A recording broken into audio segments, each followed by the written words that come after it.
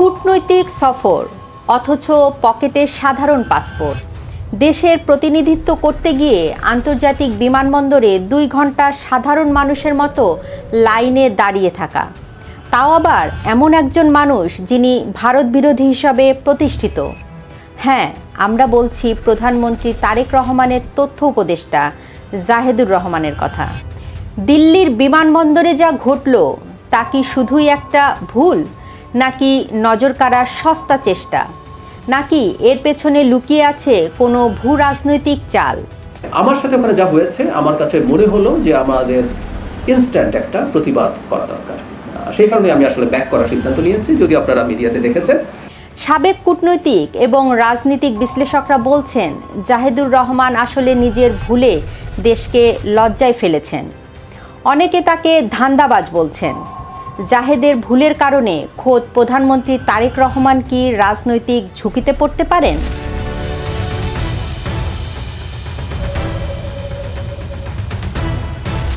ঘটনার সূত্রপাত একটি আন্তর্জাতিক সম্মেলনকে কেন্দ্র করে। বাংলাদেশের একটি উচ্চ পর্যায়ে প্রতিনিধি দলকে নেতৃত্ব দেওয়ার কথা ছিল প্রধানমন্ত্রীর উপদেষ্টা জাহেদুর রহমানের। রাষ্ট্রীয় পদমর্যাদা অনুযায়ী তার ভ্রমণ করার কথা ছিল কূটনৈতিক পাসপোর্টে। কিন্তু দিল্লির ইমিগ্রেশন কাউন্টারে গিয়ে জাহেদ যা করলেন তা দেখে খোদ ভারতীয় ইমিগ্রেশন কর্মকর্তারাও আকাশ থেকে পড়েন। তিনি তার কূটনৈতিক পাসপোর্ট দেখাতে পারেননি, বদলে পকেট থেকে বের করেন সাধারণ পাসপোর্ট, যাতে একটি পুরনো সার্ক দেশে যাতায়াত সংক্রান্ত ভিসা ছিল। নিয়ম অনুযায়ী সাধারণ পাসপোর্টধারী কেউ কূটনৈতিক কাউন্টারে ভিআইপি সুবিধা পেতে পারেন না।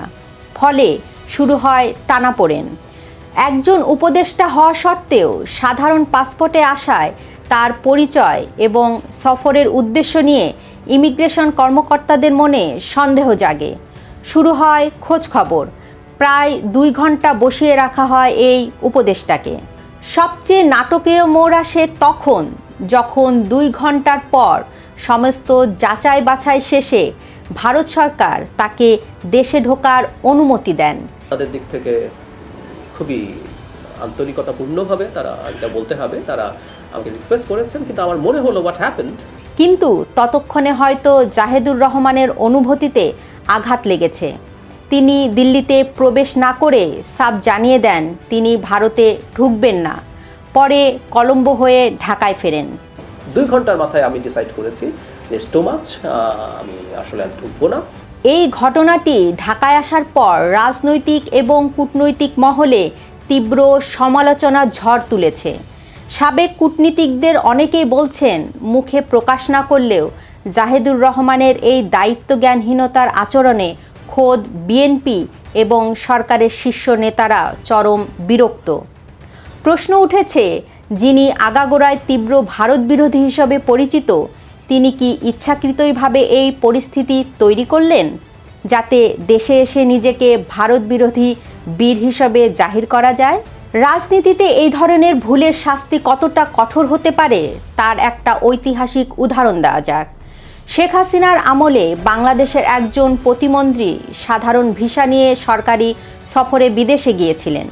বিষয়টি জানাজানি হওয়ার পর তৎকালীন প্রধানমন্ত্রী তাকে সরাসরি মন্ত্রণালয় থেকে সরিয়ে দিয়েছিলেন, কারণ তিনি প্রতিমন্ত্রী ছিলেন কিন্তু সাধারণ পাসপোর্ট ব্যবহার করেছেন।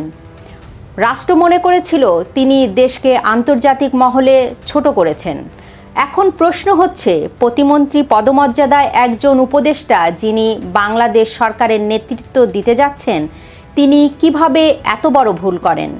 তিনি তো ডোনাল্ড ট্রাম্প নন যে পাসপোর্টের রং যাই হোক না কেন দিল্লির ইমিগ্রেশনের অফিসাররা তাকে দেখেই চিনে ফেলবেন এবং সেলুট দেবেন। রাষ্ট্রীয় সফর করবেন কিন্তু প্রোটোকল মানবেন না, এমন হরিদাস পাল ভাবতো আন্তর্জাতিক কূটনীতিতে চলে না। ঢাকায় ফিরে জাহেদুর রহমান সংবাদ সম্মেলন করেছেন। তিনি সেখানে নিজের ভুলের জন্য দুঃখ প্রকাশের চেয়ে অন্যের ঘাড়ে দোষ চাপানো এবং সস্তা রাজনৈতিক স্লোগান দেওয়ার চেষ্টাই ছিল বেশি। তিনি বলেছেন একটা অনাকাঙ্ক্ষিত পরিস্থিতি তৈরি হয়েছিল। আমি যা দেখেছি আমার দেরি হচ্ছে, আমার 2 ঘন্টা লাগার কথা ছিল না, আমার একটা সমস্যা হচ্ছে, এটাও আমাকে বলা হয়েছে, আমাকে অপেক্ষা করতে হবে।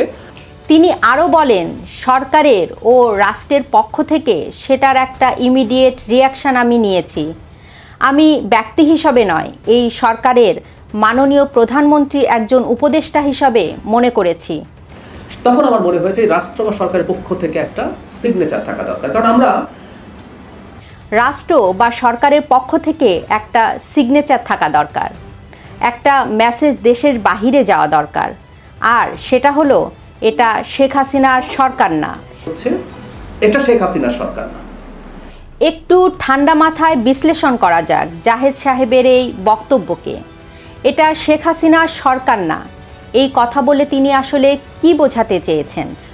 কূটনৈতিক পাসপোর্ট সাথে না রাখা তার ব্যক্তিগত গাফলতি, আর তাই ভারত তাকে 2 ঘন্টা বসিয়ে রেখে আইন অনুযায়ী পরীক্ষা করেছে। সেখানে ছাড়পত্র পাওয়ার পর সফর বাতিল করে চলে আসা কি কোনো পরিপক্ক কূটনীতি? এটা তো কোনো ব্যক্তিগত মান অভিমানের সফর ছিল না, এটা ছিল রাষ্ট্রীয় সফর। আপনি সেখানে দেশের প্রতিনিধিত্ব করছেন। আপনার ইগোর কারণে আপনি সফর বাতিল করে পুরো দেশের মিশনটাকে ব্যর্থ করে দিয়ে চলে এলেন। আর বাহবা পাওয়ার জন্য বলছেন এটা শেখ হাসিনার সরকার না। এই ধরনের অপরিপক্ক আচরণ কি আন্তর্জাতিক অঙ্গনে বাংলাদেশের ভাবমূর্তি ক্ষুণ্ণ করে না? তিনি যদি এতই ক্ষমতাধর উপদেষ্টা হন, তবে সংবাদ সম্মেলনে লম্বা চওড়া কথা না বলে শেখ হাসিনার আমলে ভারতের সাথে করা চুক্তিগুলো বাতিল করে দেখান না কেন? বলুন কোন চুক্তিটি দেশের স্বার্থের বিরুদ্ধে হয়েছে এবং সেটি এই সরকার বাতিল করেছে। সেই সাহস কি তার আছে? জাহেদুর রহমানের এই আচরণের পেছনের মনস্তত্ত্ব বুঝতে হলে আমাদের একটু পেছনে তাকাতে হবে। ঢাকার প্রবীণ সাংবাদিকদের মতে জাহেদুর রহমান মূলত পরিচিতি পেয়েছেন ডিপ স্টেটের লোক হিসাবে।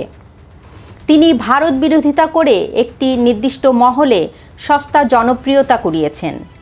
তার একটি ইউটিউব চ্যানেল ছিল, সেখানে নিরপেক্ষতার মুখোশ পরে সকাল বিকেল ভুরি ভুরি অসত্য তথ্য ছড়ানো হতো বলে অভিযোগ রয়েছে। অনেকেই বলেন নিরপেক্ষতার আড়ালে তিনি মূলত তলে তলে জামাত বিএনপির এজেন্ডা বাস্তবায়ন করতেন এবং পাকিস্তানের পক্ষে কথা বলতেন।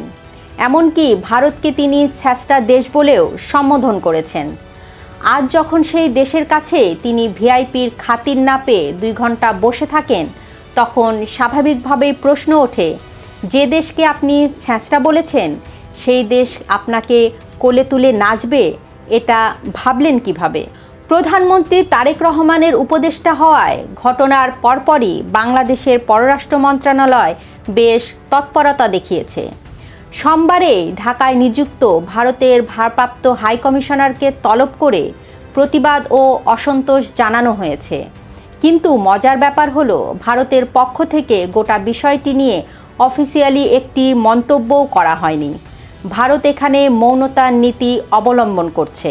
রাজনীতিক বিশ্লেষকরা মনে করছেন ভারত আসলে এই ঘটনার মাধ্যমে ঢাকাকে একটি ছোট্ট কিন্তু অত্যন্ত শক্তিশালী বার্তা দিয়েছে।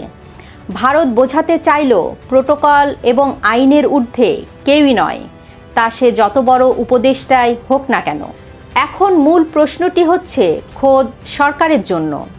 জাহেদুর রহমানের মতো লোক যদি নীতি নির্ধারণী পর্যায়ে থাকে, তবে সামনে বড় ঝড় আসতে চলেছে। এই ধরনের পাকনা লোকের কারণে খোদ প্রধানমন্ত্রী তারেক রহমান এবং তার সরকার বড় ধরনের আন্তর্জাতিক ও কূটনৈতিক বিপদে পড়তে পারেন। ভারত, আমেরিকা বা বৈশ্বিক কূটনীতি কোনো সস্তা ইউটিউব ভিডিওর ভিউ পাওয়ার খেলা নয়। এখানে প্রতিটা পদক্ষেপ নিতে হয় মেপে মেপে। দিল্লি বিমানবন্দরের এই ঘটনাটি বাংলাদেশের কূটনৈতিক অঙ্গনের জন্য একটি বড় শিক্ষা। নিজের ব্যক্তিগত গাফলতি আর অহংকারকে রাষ্ট্রীয় মর্যাদার লড়াই বলে চালিয়ে দেওয়ার এই অপচেষ্টা দেশের মানুষ ধরে ফেলেছে। সময় এসেছে এই ধরনের সুবিধাবাদী ব্যক্তিদের নীতি নির্ধারণী জায়গা থেকে সরিয়ে দেওয়ার। তা না হলে একজনের ব্যক্তিগত জেদ আর ভুলের মাসুল দিতে হবে পুরো রাষ্ট্রকে। উপদেষ্টা জাহেদুর রহমানের এই আচরণকে আপনি কিভাবে দেখছেন? এটা আসলেই ভারতের চাল নাকি উপদেষ্টার নিজের ভুল? জানান আপনার মতামত। ভিডিওটি শেয়ার করুন, লাইক দিন, সম্ভব হলে চ্যানেলটি সাবস্ক্রাইব করুন। এতক্ষণ সঙ্গে থাকার জন্য ধন্যবাদ।